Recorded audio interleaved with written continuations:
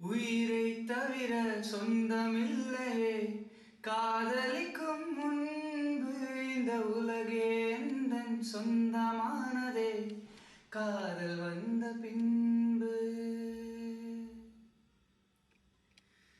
சாவை அழைத்து கடிதம் போட்டே காதலிக்கும் முன்பு இன்று சாவை புதைக்க சக்தி கேட்கிறேன் காதல் வந்த பின்பு.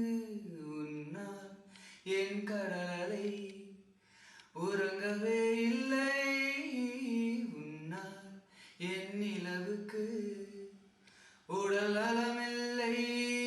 கடல் துயில் கொள்வதும் நிலா குணம் காண்பதும் நான் உயிர் வாழ்வதும் சொல்லி உள்ளதடி.